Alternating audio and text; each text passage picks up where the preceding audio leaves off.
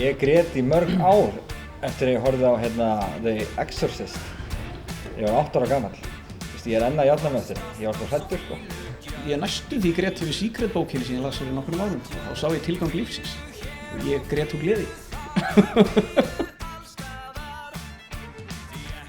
Eina minningin sem ég á frá Eurovision-keppni er þegar Sandra Kim vann árið 86 í Bergen. Þannig að ég var helviti skotin í henni. 86 eins hjá Summa, það var reyndar gleðibankir. Og þú varst að hrifin að Eika Hótt? Ég var, nei, Pálmama. Já. Þessa dagana er ég að hlusta mest á lagi Gleði og Glens. Ég er að reyna að læra textan. Gengur mjög illa. American Idiot er alltaf á svona, já, bara playlistanum hjá mér. Ég hlusta á aftur og aftur og aftur, búinn að hlusta á það í örugglega 20 ár. Þetta er gott lag. Ég vildi að mér hefði gett þetta.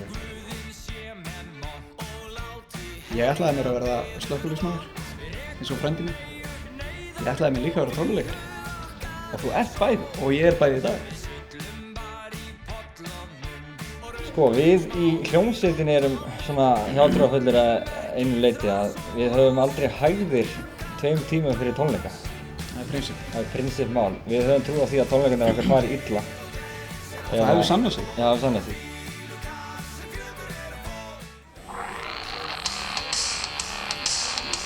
Já. Þetta er hringingin þín. Muse. Uprising. Það er flott að það. Ég verð að segja að mitt lag er Sandra Kim, 86, þarna, Shyamalavi. Shyamalavi. Mitt uppáhalds Eurovision-lag er alltaf Nína. Nína. Eyvi og Steffi. Nína Hagen. Nei, Nína. Ekki Hagen. Lagið Nína, með Steffi og Eyvi. Já. Ég er rosalega vondur í ganga á morgnana. Konan mín þarf alltaf að vekja mig eins og börnin sko. Ég detta ofta ekkert í ganginni svona bara hálftíma ári hjá svo. Já, ég naga neglum. Það er ógeðslegt. Það er rosalegt. Ég er aldrei líka í rigningu. Það er eitthvað rétt. Það er bara, mér finnst geðveikt óþægilegt þegar það rignir á mig. Ég var hérna í útkalli í vinnunni. Ég missti af þessu, því miður.